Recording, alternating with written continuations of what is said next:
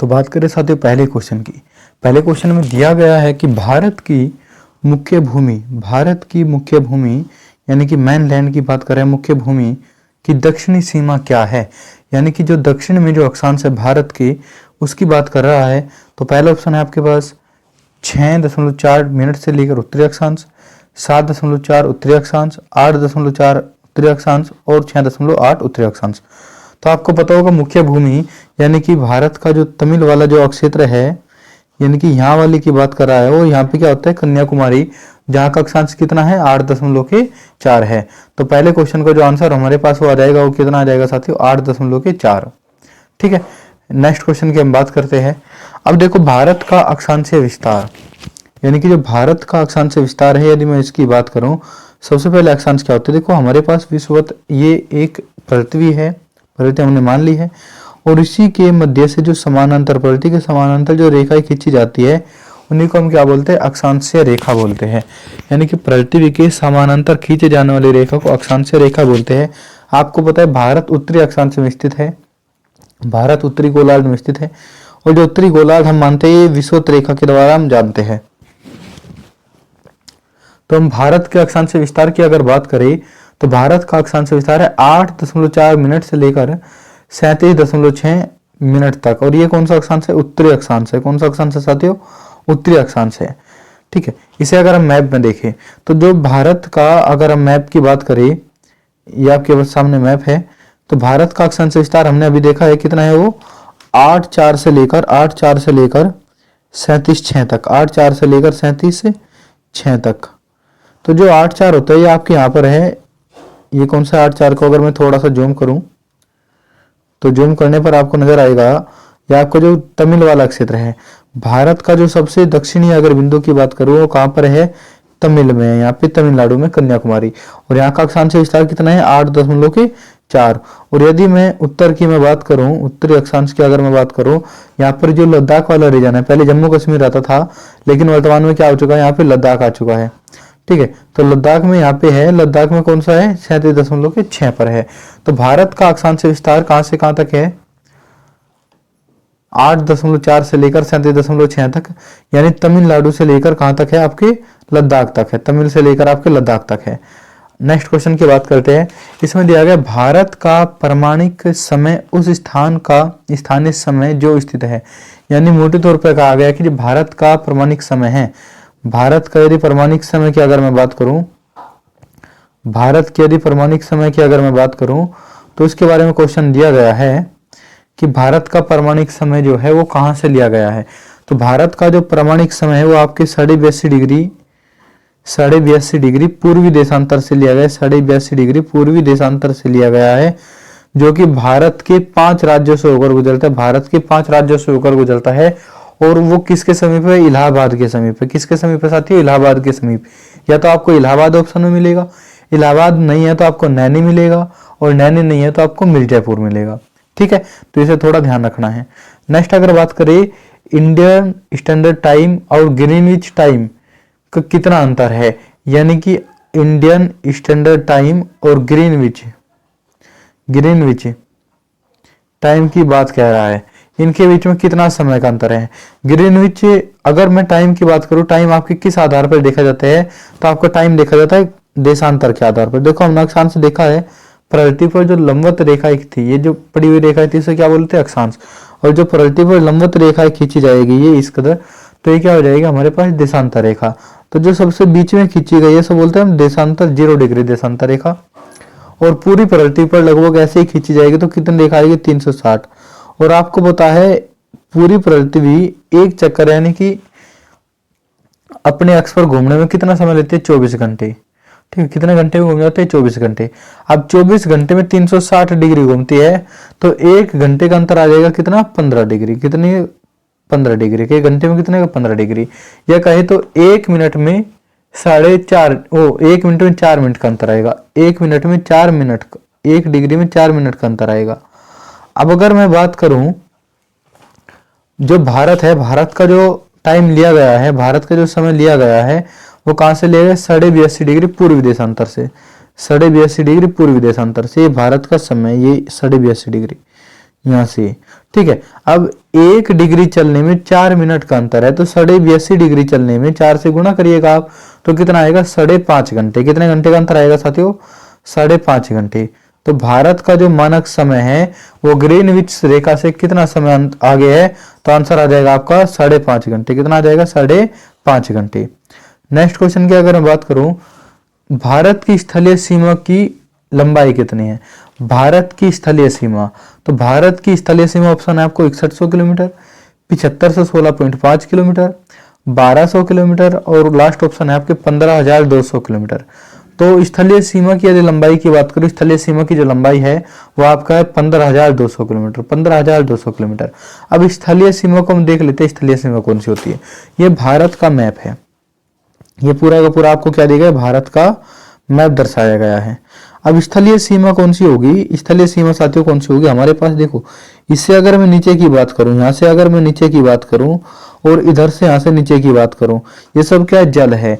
और उसके ऊपर क्या है? पूरा स्थल है। यहाँ पे आपका पाकिस्तान है, ये अफगानिस्तान है, यहाँ पर क्या है? चाइना तिब्बत वाला क्षेत्र है, ये नेपाल है, ये भूटान है, ये बांग्लादेश है और ये क्या हो जाएगा? यहाँ पे म्यांमार है।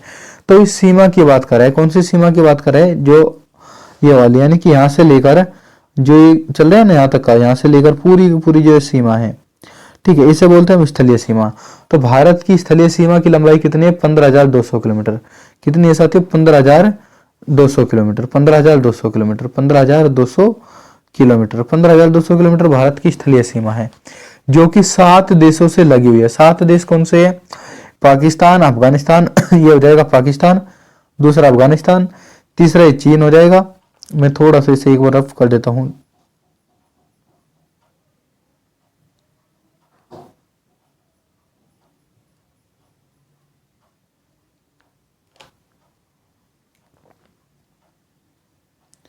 ये थोड़ा सा क्लियर कर लीजिए, ठीक है। तो अगर मैं 7 देश के नाम लिखाऊं तो 7 देश कौन कौन से हैं? इसे थोड़ा सा जूम आउट कर लेते हैं एक बार। तो 7 देश कौन कौन से आपके?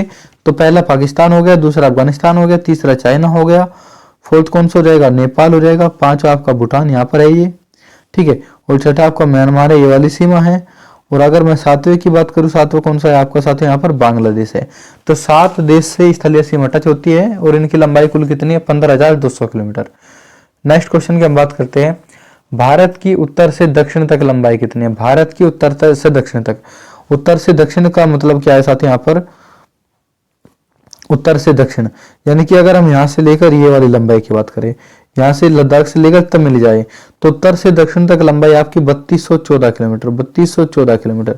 और पूर्व से अगर पश्चिम की बात करूं, यानी कि यहाँ से गुजरात से लेकर कहाँ अरुणाचल प्रदेश जाना होगा, तो ये कितने आ जाएगी? 2933 किलोमीटर, 2933 किलोमीटर, 2933 किलोमीटर। तो देख लेते हैं भारत की उत्तर से दक्षिण तक लंबाई। ऑप्शन है 2933, दूसरा ऑप्शन है 3214, तीसरा ऑप्शन है 3124 किलोमीटर और लास्ट है 3412 किलोमीटर। तो आपका आंसर क्या आ जाएगा? 3214 किलोमीटर, 3214 किलोमीटर। नेक्स्ट क्वेश्चन की अगर बात करें, भारत का संलग्न अक्षेत्र यानी कि प्रादेशिक जो सीमा है, ये कितने समुद्री मील है? साथ ही समुद्री सीमा को हम 3 भागों में बांटते हैं। जो हमारे पास ये समुद्री होता है ना, यहाँ पे गुजरात के दक्षिण में अगर मैं यहाँ की बात करूं, तो ये पूरा क्या है? हमारे पास समुद्र है। तो सबसे पहले प्रादेशिक सीमा, तो यहाँ से लेकर 12 समुद्री मील, जो एक आधार सीमा होती है, आधार सीमा, और आधार रेखा से 12 मील तक, आधार रेखा से 12 मील तक क्या होता है? संलग्न क्षेत्र होता है। क्या होता है? एक मिनट, यहाँ पे संलग्न क्षेत्र पूछा गया है, तो हमारे पास जो संलग्न क्षेत्र आएगा साथियों, वो आएगा आपके 24 समुद्री मील तक। संलग्न क्षेत्र कौन सा होगा आपका? 24 समुद्री मील तक, 24 समुद्री मील तक। नेक्स्ट बात करते हैं साथ यहाँ पर प्रादेशिक सीमा। प्रादेशिक का मतलब जो हमारी पूर्ण से जहां पर अधिकार है, तो जाएगा आपका 12 समुद्री मील।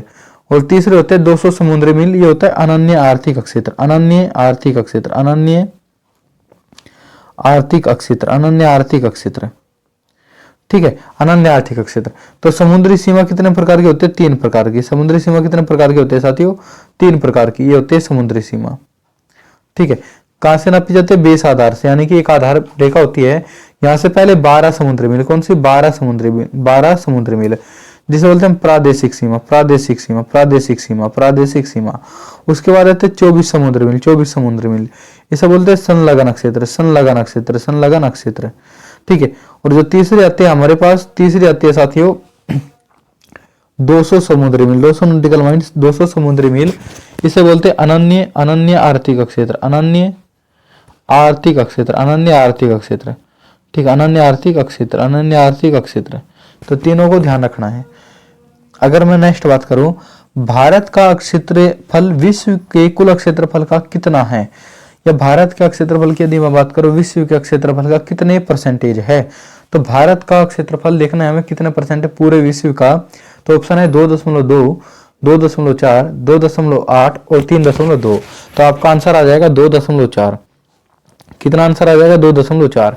अगर मैं पॉपुलेशन की बात करूं, जनसंख्या की बात करूं, तो भारत में विश्व का लगभग 17.5% जनसंख्या निवास करती है। जनसंख्या 17.5%, और जो क्षेत्रफल है आपके 2.42%। ठीक है, नेक्स्ट क्वेश्चन की बात करते हैं। भारत की पूर्व से लेकर पश्चिम तक की लंबाई कितनी है? भारत की पूर्व से लेकर पश्चिम तक लंबाई, यानी कि अगर मैं बात करूं अरुणाचल प्रदेश से आपके कहां पर जाना होगा? गुजरात में जाना होगा। अरुणाचल प्रदेश से आपको गुजरात में जाना होगा, अरुणाचल प्रदेश में गुजरात तक। तो ऑप्शन क्या है आपके? 2933 किलोमीटर, दूसरा है 3033 किलोमीटर, तीसरा है हमारे पास 3133 किलोमीटर, और लास्ट है 3214 किलोमीटर।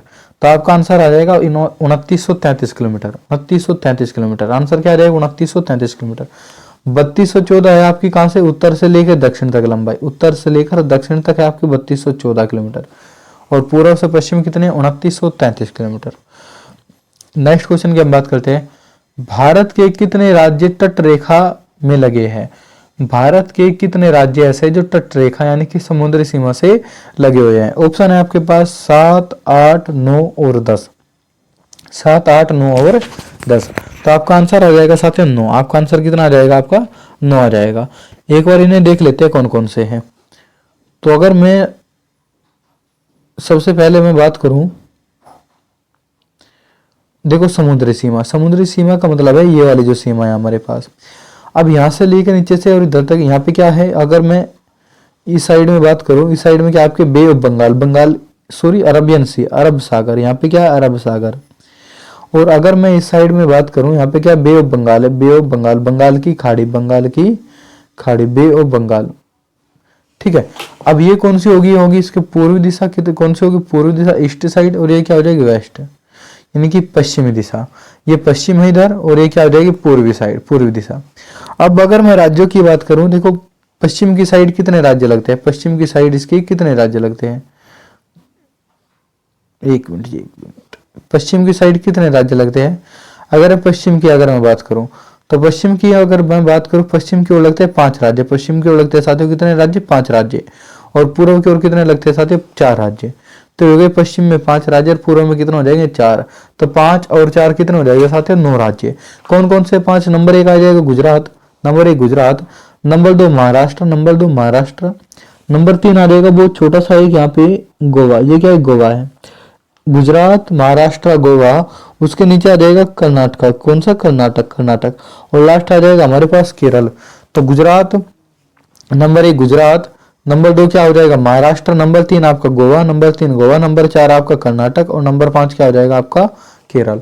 अगर मैं इधर के 4 की बात करूं तो नीचे से स्टार्ट करना है। तमिलनाडु 1, दूसरा आंध्र प्रदेश, तीसरा आपका उड़ीसा, और लास्ट क्या हो जाएगा? पश्चिम बंगाल। ये येलो कलर में जो दिख रहा है, येलो कलर में क्या दिख रहा है आपको? पश्चिम बंगाल है।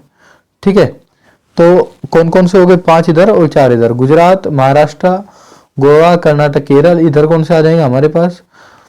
तमिल, आंध्रा के बाद उड़ीसा, और फिर पश्चिम बंगाल। नेक्स्ट क्वेश्चन की बात करते हैं। भारत के में निम्नलिखित में से किस राज्य से तटरेखा सबसे लंबी है? भारत में किस राज्य की तटरेखा सबसे लंबी है? तो सबसे लंबी जो तटरेखा आएगी साथियों हमारी, वो आपका पहले तो एक बार ऑप्शन देख लेते हैं। ऑप्शन है महाराष्ट्र, दूसरा ऑप्शन है केरल, तीसरा ऑप्शन है आपके गोवा, गुजरात, और लास्ट ऑप्शन है आपके पश्चिम बंगाल। तो अगर मैं बात करूं यहाँ के साथियों इसकी, देखो सबसे लंबी जो तटरेखा है आपकी, सबसे लंबी अगर मैं तटरेखा की मैं बात करूं, तो सबसे लंबी जो तटरेखा आएगी आपकी गुजरात की आएगी। सबसे लंबी जो तटरेखा आएगी वो किसकी आएगी? आपकी गुजरात की आएगी। ठीक है, सबसे लंबी तटरेखा किसकी है? गुजरात की है। उसके बाद कौन सी आएगी आपके आंध्र प्रदेश की आएगी, उसके बाद कौन सी आएगी आपके आंध्र प्रदेश की। तो सबसे लंबी तटरेखा देखो यहाँ से स्टार्ट होगी, ये पूरी क्या है गुजरात की तटरेखा है। उसके बाद कौन सा है आपके आंध्र प्रदेश की। तो पहले नंबर पे गुजरात और दूसरे पे कौन सा रहेगा आपका आंध्र प्रदेश, दूसरे पे कौन सा रहेगा आंध्र प्रदेश। यहाँ से एक क्वेश्चन हो जाता है प्रायद्वीप भारत में सबसे लंबी तटरेखा किसकी है, तो फिर आ जाएगा आपका आंध्र प्रदेश। तो क्या है सबसे लंबी तटरेखा किसकी आ जाएगी हमारे पास, गुजरात की आ जाएगी। नेक्स्ट है कौन सी अक्षांश रेखा भारत के मध्य से होकर गुजरती है। ऑप्शन है कर्क रेखा, दूसरा ऑप्शन है मकर रेखा, तीसरा ऑप्शन है विषुवत रेखा और लास्ट ऑप्शन है आर्कटिक रेखा। तो ये 4 ऑप्शन है आपके पास, कौन सी भारत के मध्य से गुजरेगी, तो आंसर आ जाएगा हमारे पास कर्क रेखा। कर्क रेखा को बोलते हैं 23.5 डिग्री उत्तरी अक्षांश, 23.5 डिग्री उत्तरी अक्षांश को क्या बोलते हैं हम, कर्क रेखा। मकर रेखा क्या बोलेंगे 23.5 डिग्री दक्षिण अक्षांश, 23.5 डिग्री दक्षिणी अक्षांश। विषुवत रेखा क्या होती है 0 डिग्री अक्षांश, और ये क्या होती है 66.5 डिग्री उत्तरी अक्षांश, 66.5 डिग्री उत्तरी अक्षांश। ठीक है, तो भारत के मध्य से कर्क रेखा गुजरती है जो कि 8 राज्यों से होकर जाती है। कर्क रेखा भारत के कितने राज्यों से जाती है, 8 राज्यों से। कौन कौन से एक और नाम देख लेते हैं। तो देखो सबसे पहला आ जाएगा गुजरात, सबसे पहले गुजरात, गुजरात के बाद आ जाएगा आपका राजस्थान, छोटा सा भाग है। उसके बाद मध्य प्रदेश, उसके बाद मध्य प्रदेश, उसके बाद छत्तीसगढ़, छत्तीसगढ़ के बाद क्या आ जाएगा आपका झारखंड, झारखंड के बाद क्या आ जाएगा आपका पश्चिम बंगाल, झारखंड के बाद क्या आ जाएगा आपका पश्चिम बंगाल, पश्चिम बंगाल के बाद क्या आ जाएगा यहाँ पे त्रिपुरा और फिर लास्ट में आ जाएगा मिजोरम। तो भारत के 8 राज्यों से होकर कर्क रेखा गुजरती है। कौन कौन से है ये, गुजरात, राजस्थान, मध्य प्रदेश, गुजरात, राजस्थान, मध्य प्रदेश, छत्तीसगढ़, झारखंड, पश्चिम बंगाल, त्रिपुरा और मिजोरम। यदि ट्रिक की अगर मैं बात करूं, ट्रिक की अगर मैं बात करूं तो एक साथ ही बहुत सिंपल सी ट्रिक है। एक तो आपने पढ़ी होगी मित्र झा, मित्र पर गमछा झा, और एक जो हमारी खुद की ट्रिक है उसका नाम है राम झा के 6 बंगो मित्र। क्या नाम है इसका साथियों, राम झा के 6 बंगो मित्र, राम झा के 6 बंगो मित्र, राम झा के 6 बंगो मित्र।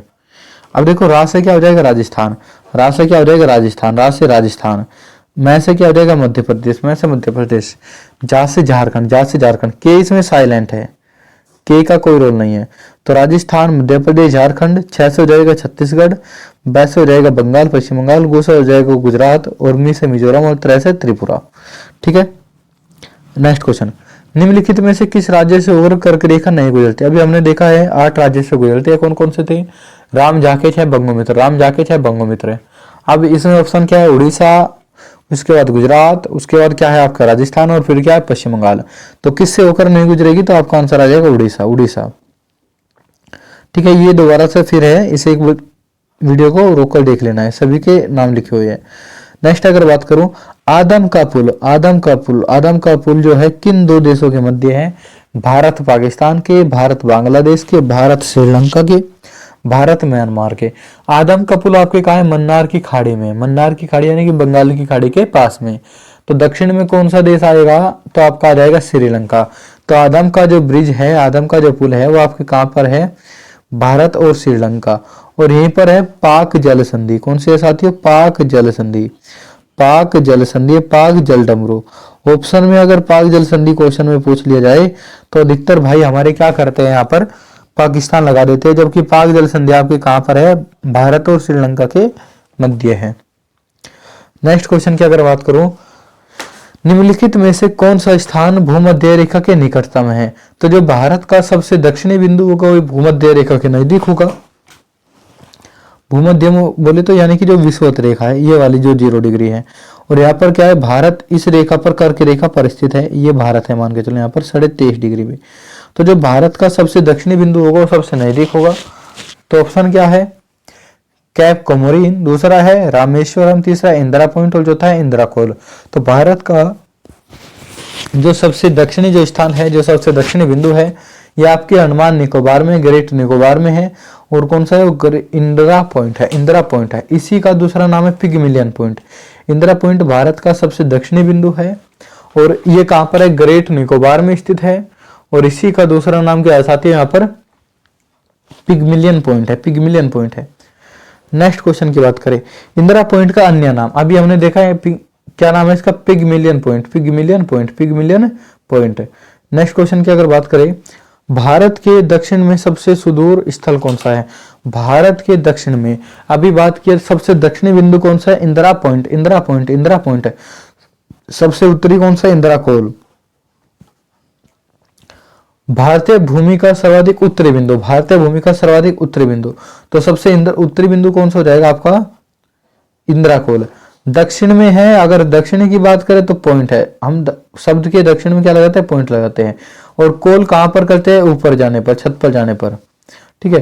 तो उत्तर में क्या है? कोल है, और सबसे दक्षिण में क्या है? इंदिरा पॉइंट है। नेक्स्ट बात करें, देखो ये वाला है, अगर मैं भारत की मैप के आधार पर बात करूं तो भारत का जो सबसे दक्षिणी है, भारत देखो यहीं तक भारत शामिल नहीं है, भारत यहीं तक शामिल नहीं है, भारत यहाँ भी है, ठीक है। और ये भारत का सबसे दक्षिणी बिंदु है यहाँ पर, जो कि आपके बंगाली खाड़ी में, जिसका नाम है इंदिरा पॉइंट, जिसका क्या नाम है? इंदिरा पॉइंट, ग्रेट निकोबार में है। और सबसे अगर मैं उत्तरी बिंदु की बात करूं, सबसे उत्तरी बिंदु की अगर मैं बात करूं तो सबसे उत्तरी जो बिंदु आएगा आपका, वो कौन सा होगा? आपके लद्दाख में होगा। सबसे उत्तरी बिंदु कहां पर है साथियों? लद्दाख में है। सबसे उत्तरी बिंदु कहां पर है? आपके लद्दाख में। और यहाँ पे इंदिरा कोल, ये क्या हो जाएगा? इंदिरा कोल, इंदिरा कोल, इंदिरा कोल, इंदिरा कोल कहां पर? लद्दाख में सबसे उत्तरी बिंदु है। नेक्स्ट क्वेश्चन है, निम्नलिखित में भारतीय राज्यों में से किससे होकर कर्क रेखा नहीं गुजरती? तो कर्क रेखा वाले 8 राज्य हमें याद रखने, राम जाके छह बंगु मित्र, 8 राज्य से गुजरती है। तो कौन सा आ जाएगा इसमें? उत्तर प्रदेश, मध्य प्रदेश, गुजरात और झारखंड। तो आंसर क्या आ जाएगा आपका यहाँ पर? उत्तर प्रदेश। उत्तर प्रदेश से कर्क रेखा नहीं गुजरती। कर्क रेखा भारत के कितने राज्यों से होकर गुजरती है? तो कर्क रेखा भारत के कितने राज्यों से गुजरती है? ऑप्शन लगाइएगा जल्दी जल्दी से। तो आंसर आ जाएगा आपका 8 राज्यों से। कितने राज्य हो जाएगा साथ यहाँ पर? 8 राज्य। 8 राज्य से कर्क रेखा भारत के गुजरती है, ठीक है। ये 8 के 8 राज्य लिखे हुए हैं, इसे एक बार वीडियो को रोककर देख लेना है आपको, ठीक है। मैं जूम कर देता हूं इसको, ये 8 राज्य यहाँ पे दिए गए आपको, ठीक है। ये 8 राज्य और इसे लिख लेना है अपने। भारत का वह राज्य जिससे होकर कर्क रेखा गुजरती है, 4 ऑप्शन आपको दिए गए हैं, जम्मू कश्मीर, हिमाचल प्रदेश, बिहार और झारखंड। तो इन चारों में से बताना है किससे होकर कर्क रेखा गुजरती है। अभी हमने पीछे भी बात की है, 8 राज्यों से गुजरती है, राम जाके छह बंगु मित्र, ठीक है। तो इसमें जम्मू कश्मीर नहीं आएगा, हिमाचल नहीं आएगा, बिहार नहीं आएगा। तो कर्क रेखा केवल किससे गुजरती है? आपके झारखंड से। किससे गुजरती है साथियों? आपके झारखंड से। नेक्स्ट बात करते हैं, भारत का मानक समय आधारित है। हमने पहले बात किया, भारत का जो मानक समय है वो कहां से लिया गया? 82.5 डिग्री पूर्वी देशांतर से। 82.5 डिग्री पूर्वी देशांतर से। अब देखो 82.5 को कैसे लिखा जाता है, अगर हम इसमें बात करें तो 82.30 मिनट लिखा जाएगा। क्यों? क्योंकि समय की बात करें, और समय कितने घंटे का होता है? 1 घंटे का, और 1 घंटे में होते 30 मिनट। तो आधे घंटे में कितनी हो जाएगी? वो 1 घंटे में होती है 60 मिनट, तो आधे घंटे में कितनी हो जाएगी? 30 मिनट हो जाएगी। तो 82.5 कैसे लिखा जाएगा? 82.30 मिनट तक, ठीक है। नेक्स्ट अगर क्वेश्चन की बात करूं, भारत का ध्रुव दक्षिणी भाग भूमध्य रेखा से कितना दूरी पर है? तो भारत की जो दक्षिणी भाग है, यानी कि इंदिरा पॉइंट है, भूमध्य रेखा से कितनी दूरी पर है? इसे नोट करके लिखना है। आपके रेलवे ने क्वेश्चन पूछ लिया गया था ये, तो आ जाएगा 876 किलोमीटर। कितना? 876 किलोमीटर। नेक्स्ट है, द्वीपों सहित भारत की तट रेखा की लंबाई कितनी है? द्वीपों सहित भारत की तट रेखा की लंबाई, ऑप्शन है 6100 किलोमीटर, 6200 किलोमीटर, 7516.5 किलोमीटर, और लास्ट है आपके पास कितना? 8000 किलोमीटर। तो आपका आंसर आ जाएगा 7516.5 किलोमीटर। कितना आ जाएगा? 7516.5 किलोमीटर। अगर द्वीपों को हटा दिया जाए तो आंसर आ जाएगा आपका 6100 किलोमीटर। अभी हम मैप में देखेंगे, देखो यहां पर, ठीक है, ये आपका मैप दर्शाया गया है। अब इसे देखिएगा आप, भारत की हमने बात की है, कहीं की मैं केवल समुद्री सीमा की अगर बात करूं तो यहाँ पे समुद्री सीमा यहाँ से लगनी स्टार्ट हो जाएगी। ये वाली हमारी क्या होगी? मुख्य भूमि हो जाएगी। क्या हो जाएगा? हमारा मेनलैंड हो जाएगा, मुख्य भूमि आ जाएगी। लेकिन इसने कहा द्वीपों सहित, अगर द्वीप को भी काउंट करने, देखो इसकी लंबाई होती है 6100 किलोमीटर, इसकी लंबाई कितनी होती है? 6100, यानी कि मुख्य भूमि की जो द्वीपों के बिना अगर लंबाई की बात करूं तटीय सीमा की, तो आपका आंसर आ जाएगा 6100 किलोमीटर। अगर मैं द्वीपों को ऐड कर लूं, देखो इसकी भी तो कुछ ना कुछ दूरी होगी। यहाँ पे आपके लद्दाख है, या आपका अंडमान निकोबार है, तो इनकी भी तो कुछ ना कुछ समुद्री दूरी होगी। तो इनकी दूरी को मिलाकर कितना हो जाएगा? 7516.5, 7516.5। अभी लास्ट टाइम एनटीपीसी ने भी क्वेश्चन पूछा था ठीक है, कि द्वीपों सहित कितनी लंबाई होती है, तो कितना आ जाएगा 7516.5 या 7517 किलोमीटर, जो भी आपको ऑप्शन में दिखाई दे। नेक्स्ट अगर क्वेश्चन की मैं बात करूं, नेक्स्ट है भारत की तट रेखा की लंबाई। इसमें देखो द्वीपों की बात नहीं करी गई है, तो बिना द्वीपों की लंबाई कितनी, 6100 किलोमीटर। बिना द्वीपों की लंबाई कितनी, 6100 किलोमीटर। नेक्स्ट क्वेश्चन है आपके पास,